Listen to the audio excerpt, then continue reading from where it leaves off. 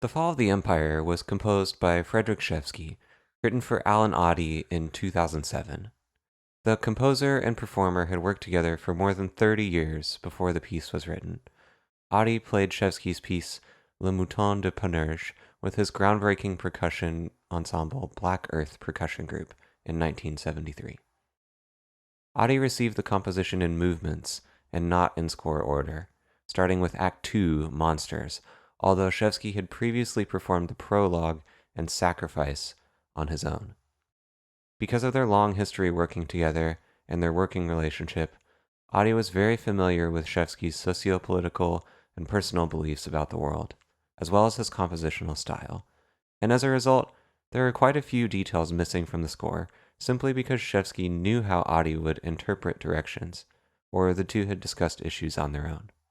Rhythms for text settings are only notated in 2 of the 8 movements, and volume inflection is only notated through accents.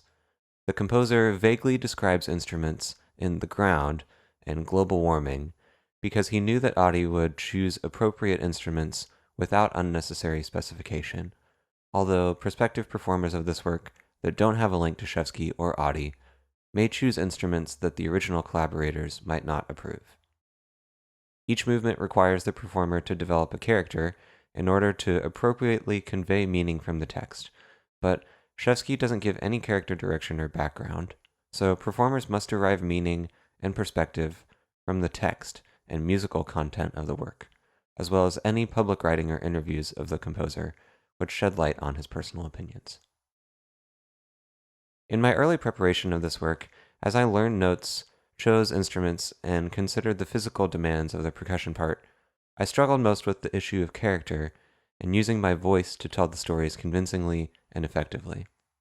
Although I have plenty of experience as a percussionist, Fall of the Empire was my first serious challenge exploring music for percussion and voice. Each movement of the Fall of the Empire uses text from a different source.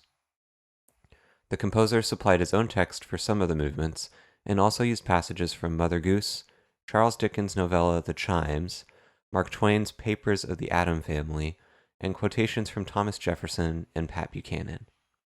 In order to engage with the text to communicate the meaning and story of each movement, I searched for information about Otte's experience working on Fall of the Empire, and I was very fortunate to have the opportunity to work with him in person on most of the piece. While attempting to find meaning in the text in context of the music I was becoming familiar with, I debated whether the work should come from a single character's perspective, if each movement should employ unique characters, or if characters from each movement should all be connected in some way. I realized quickly that each movement couldn't possibly come from the same perspective or the same character. The rambling, nearsighted character in Global Warming, the sarcasm and disillusionment in Sacrifice, and the anger and hopelessness in Sabbath can't possibly be different facets of the same speaker. In an interview with John Lane in 21st Century Music, Otte talks about his approach to character in the work. Well, how does an empire fall? It rots from all different little points. Different points rot away further than others, and finally the whole thing crumbles. It starts to teeter in different places at different times. A lot of that is purely where any given individual is at any given moment, the consciousness and conscientiousness and the internal machinations of a member of any certain strata of that society. This plays into the final picture. What is the society but its little individual pictures of what's going on? So, how would you make the piece about a fall of an empire?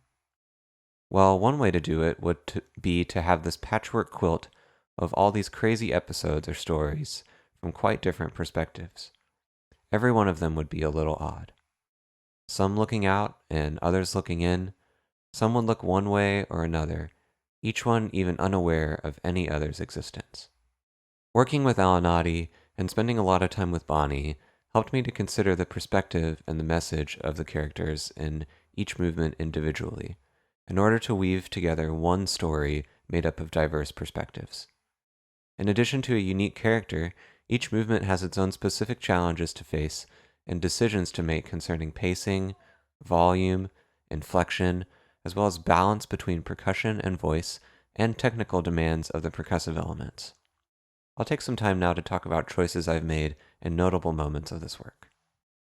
Rzewski begins and ends The Fall of the Empire by notating specific rhythms for his otherwise hands-off approach to text setting. These two movements are the only two with prescribed rhythms.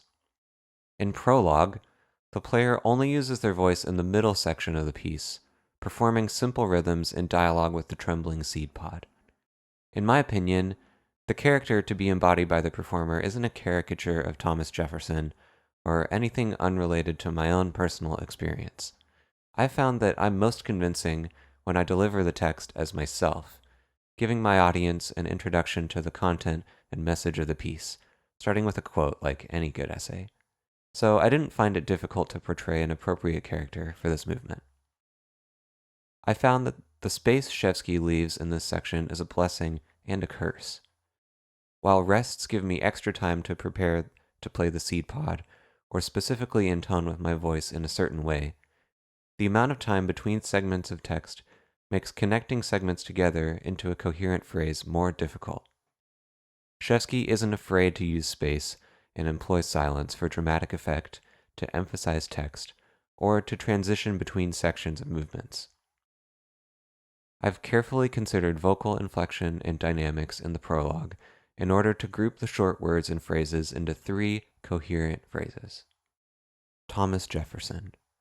I tremble for my country when I reflect that God is just, and that his justice cannot sleep forever. In order to build these phrases, I've focused on using a rising inflection in the middle of phrases in order to implicitly communicate to the listener that my idea is incomplete, and end phrases on a lower inflection to signal a completed thought. I've also used dynamics to give shape to phrases in order to imply connection between words and small phrases. In context with the percussive element, it becomes more challenging to perform using both instruments simultaneously.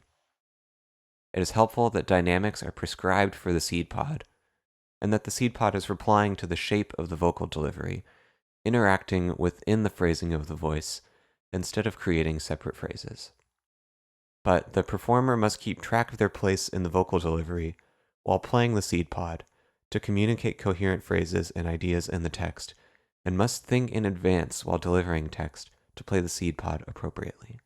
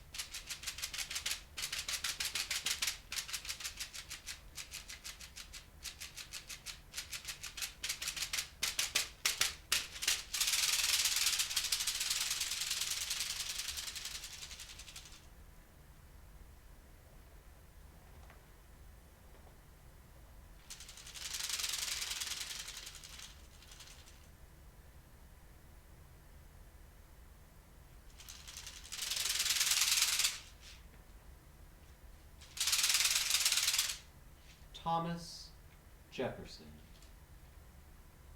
I tremble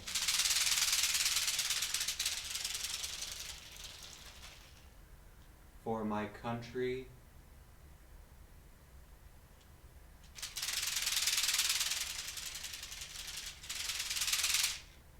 when I reflect that God is just, and that his justice cannot sleep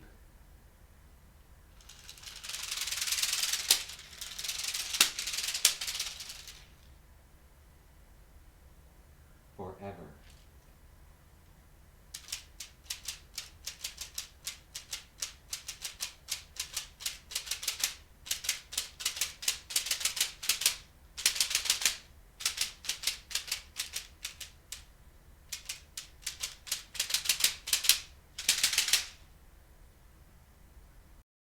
In Sabbath, I was faced with a different sort of challenge. When I started working on this movement, I found the prescribed rhythms were very similar to my natural manner of speaking the words. The text of this movement occurs in much longer phrases and segments than in prologue, so I didn't need to focus as much on inflection and dynamics to connect phrases. And, as a currently isolated person, frustrated at people who ignore or defy advice and warnings from experts, it's been easier to channel the frustration and despair I believe is appropriate for this movement. What has been most challenging in my personal practice of this movement has been learning to perform on an uncommon percussion instrument and balancing the physical demands of my ocean drum with the physical demands of my voice in order to play both instruments accurately with appropriate tone and character. The playing techniques Rzewski writes for the ocean drum, including dropping, shaking, swirling, as well as playing articulate rhythms by shaking or with the hands, all require their own practice in order to be able to execute them while equally focusing on the voice.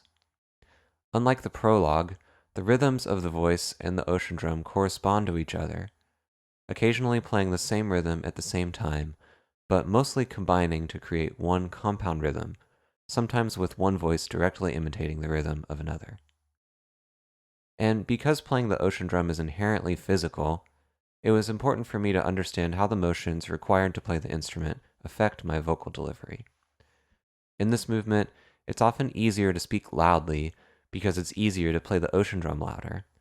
But I don't want to be shouting the whole movement, so it was important for me to find moments where I could easily speak quieter, and others where I needed to play the ocean drum quieter to balance the voice or create dynamic contrast. Sabbath day.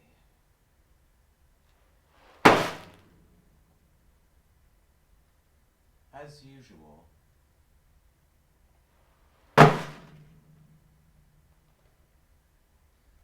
Nobody keeping it. Nobody but our family. Multitudes of the wicked swarming everywhere and carousing, drinking, fighting, dancing, gambling, laughing, shouting, singing.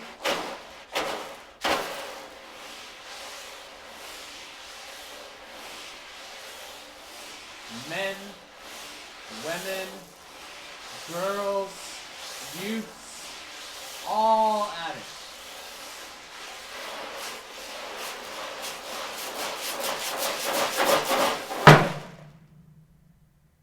And at other infamies besides. Infamies not to be set down in words.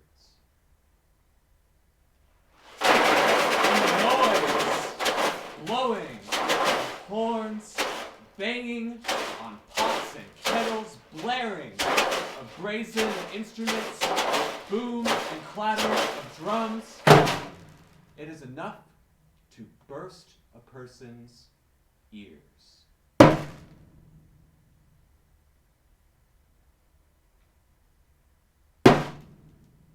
These horrible creatures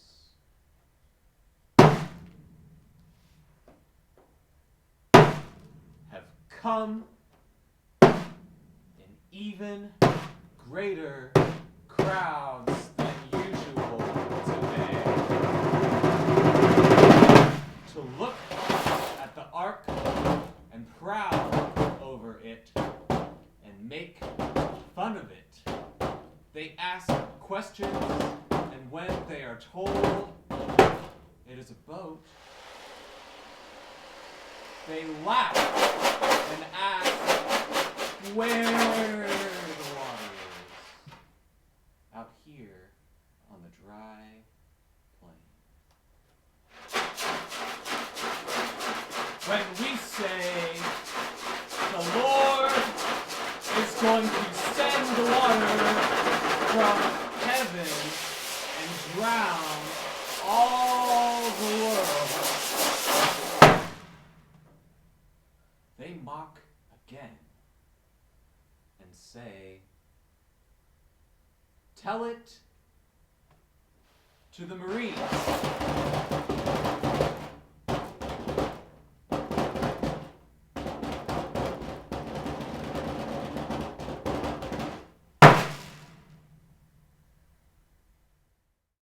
In all of the other movements of The Fall of the Empire, Rzewski sets text simply by writing words or phrases above the staff containing percussion notation. Most of the time, text is written in spaces between played notes. In my opinion, Rzewski chose to set the text in this way to account for the volume of the percussion instruments when played at the appropriate dynamic, and to encourage clarity and balance between the voice and percussion. The only moment of the entire work where Rzewski calls for text to be delivered during loud percussion playing is in Act 2, Monsters, as a setting of a line of Charles Dickens' text.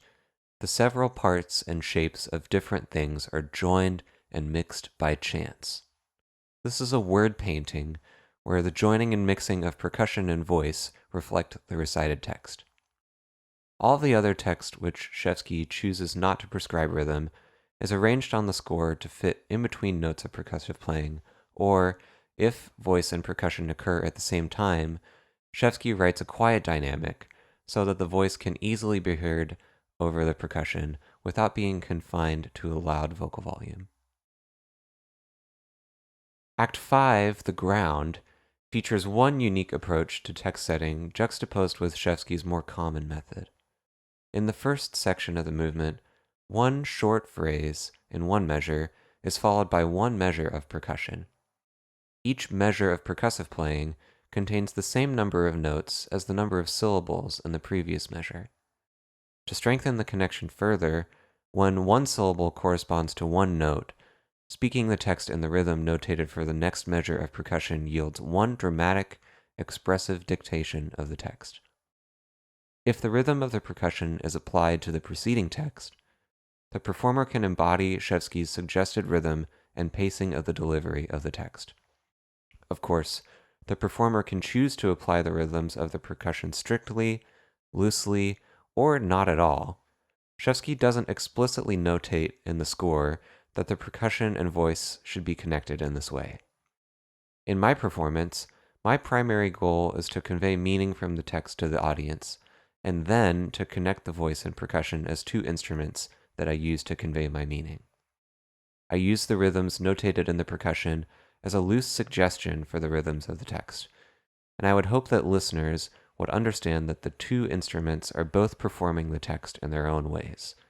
But I don't want to confine myself to the notated rhythms for both voices, because I don't want to make the connection too obvious, and I would sound less natural and expressive in my vocal delivery. Even Allen Otte doesn't speak rhythmically at all in that movement because, he says, you have to be very careful about not letting the rhythmic placement of the words turn the delivery into some monotonous chant.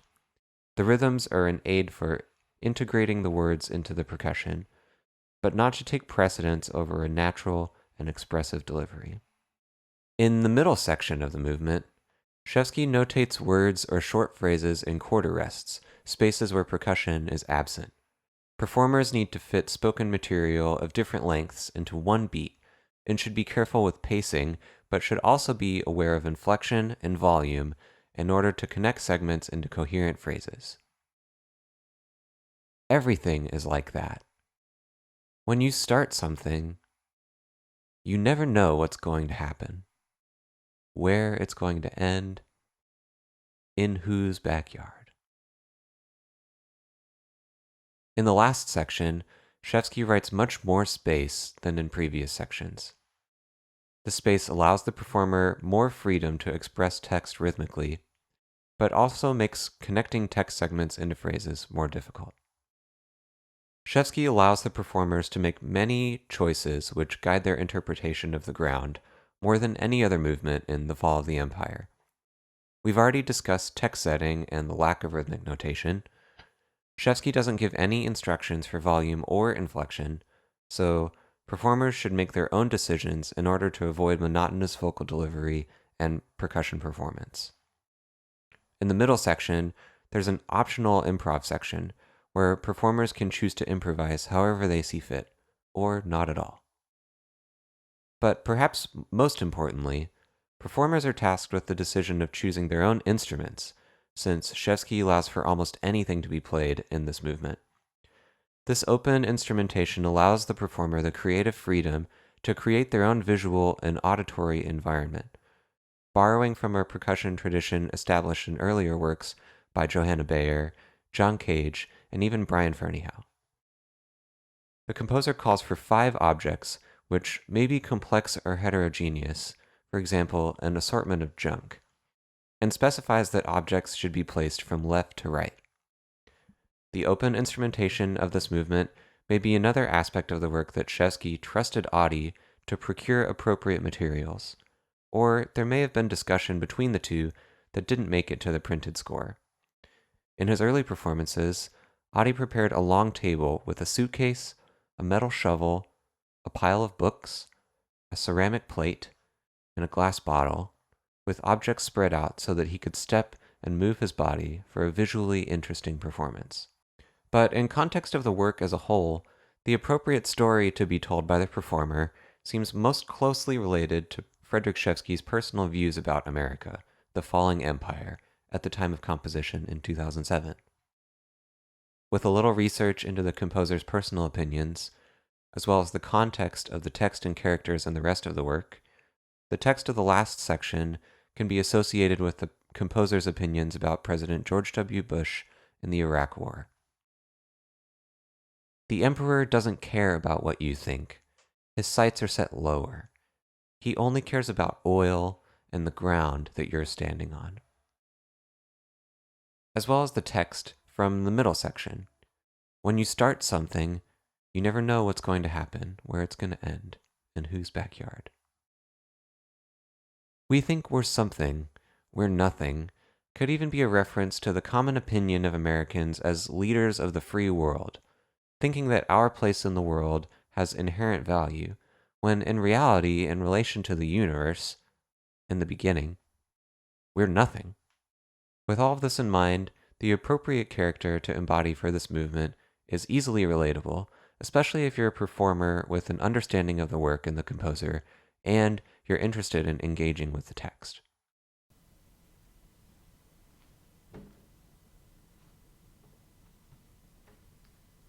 In the beginning, there was nothing. Then, there was something. Why something and not nothing? Something is work. Nothing is easy. We think we're something.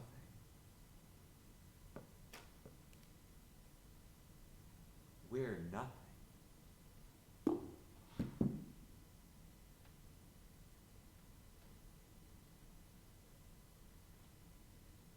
Everything is like that.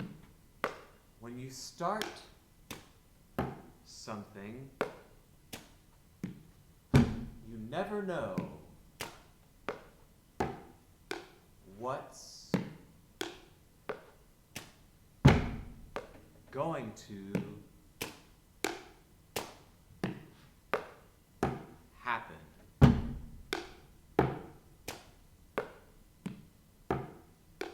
Where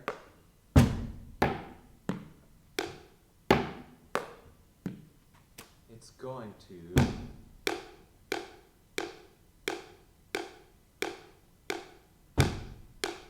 end.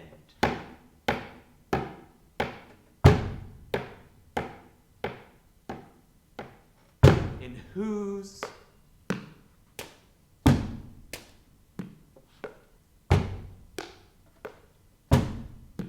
backyard?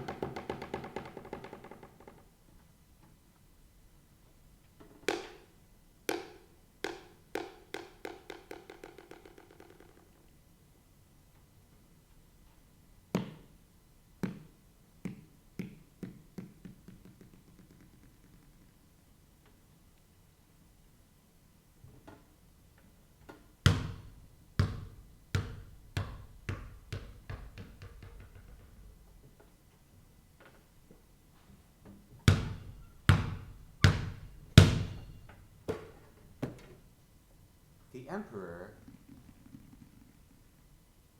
doesn't care what you think. His sights are set lower. He cares about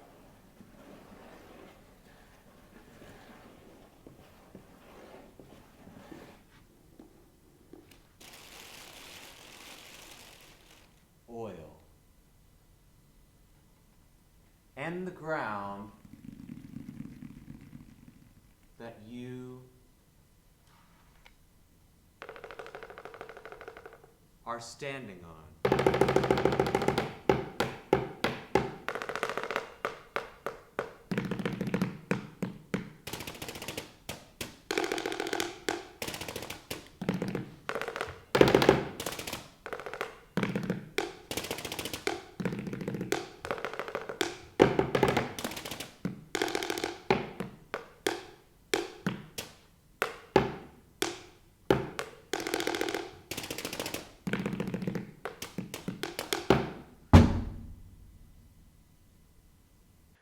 We've discussed text setting with specific rhythmic notation, suggested rhythms, and without rhythms, all interspersed between or combined with percussive playing. But one movement, Act 1, Angel Shoot, uses text in another way. Angel Shoot features some of the most technical, difficult percussion material, playing fast runs and uncanny winding melodies with shifting expression and dynamics, and combines the mallet percussion writing with extended phrases of coherent but nonsensical text. While I focused on learning the notes and controlling dynamics and specific techniques, I found it most difficult to connect with the text and understand the perspective I should be communicating. At first, I tried acting out a character that knows what he's doing is bad, a person that understands that they're shooting angels, gets excited about the bad thing they understand that they're doing, and then gets more upset when they discover that somebody tricked them into shooting demons. But this one-dimensional interpretation didn't really seem to fit with the diverse passages of vibraphone material. The last line of page 4, the first line of page 5, and the ending section didn't really communicate anger to me. Discussing this movement with Professor Otte and reading about his interpretation of the text helped me approach it in a different way. When I met with Professor Otte, we played Angel Shoot for each other, and I watched him tell a much different story than I was trying to tell at the time. His interpretation revealed a nonchalant, matter-of-fact person, someone much less passionate and intense than whoever I was trying to portray.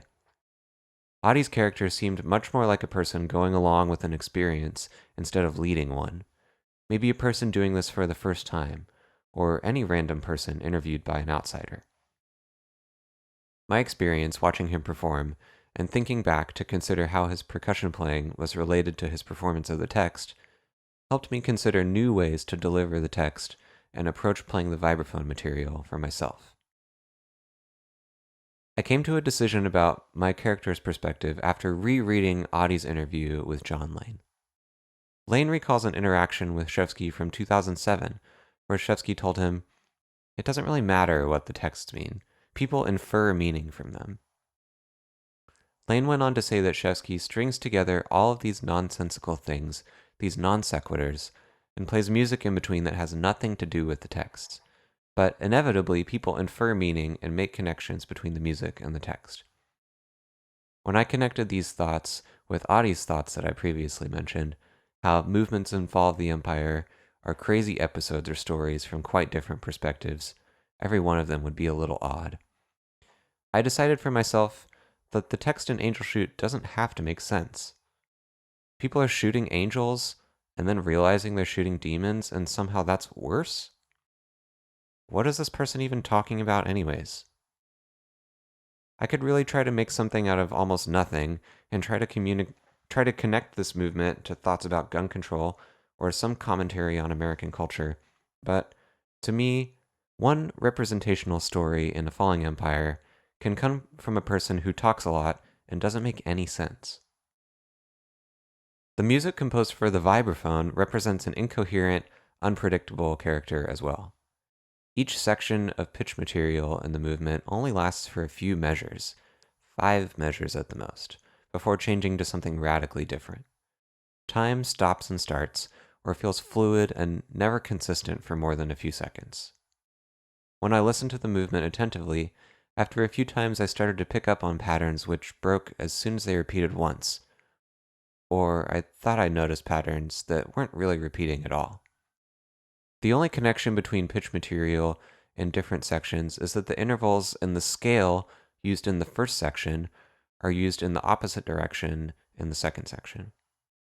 Rzewski writes a recognizable harmony like major, minor, and major seventh chords, but doesn't ever resolve them functionally. In the espressivo section, performers can choose notes to phrase together in order to attempt to play a coherent melody with appropriate harmony, but any interpretation yields meandering melodies and unnatural tension and resolution. Multiple measure chromatic phrases without pedaling, where notes resonate unimpeded to create a wall of sound, are juxtaposed with choked, pointillistic, staccatissimo passages.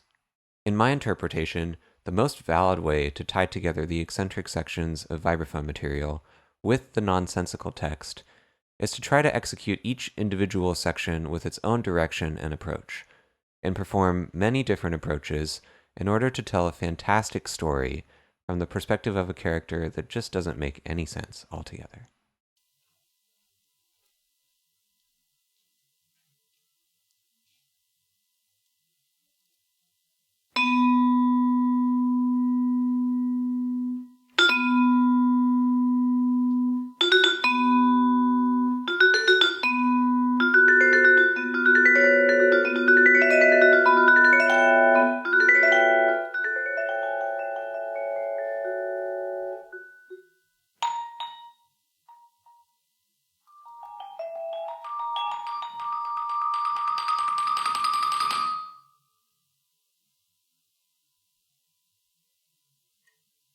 Shooting angels is a popular pastime in my country.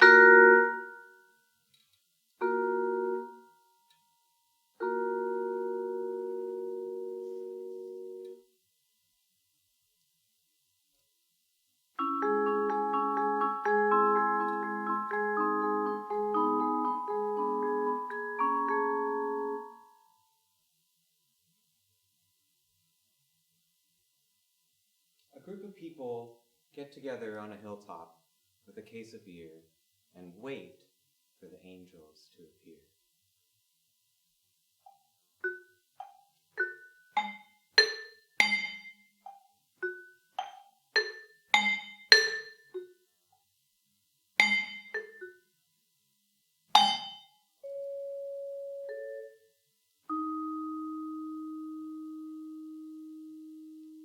Here they come. You can see them on the horizon, coming over the hills. Hundreds, thousands even, maybe millions.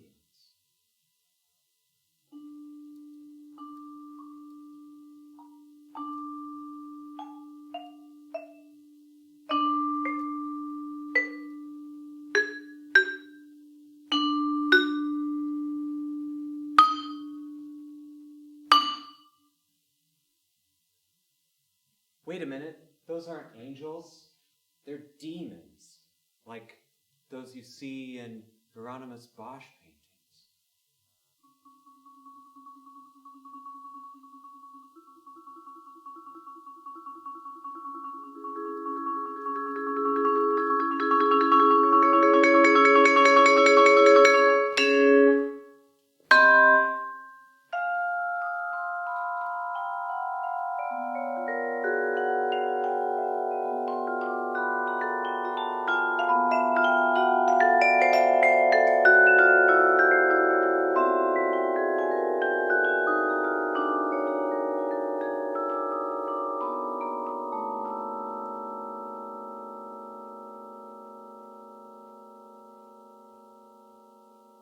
Somebody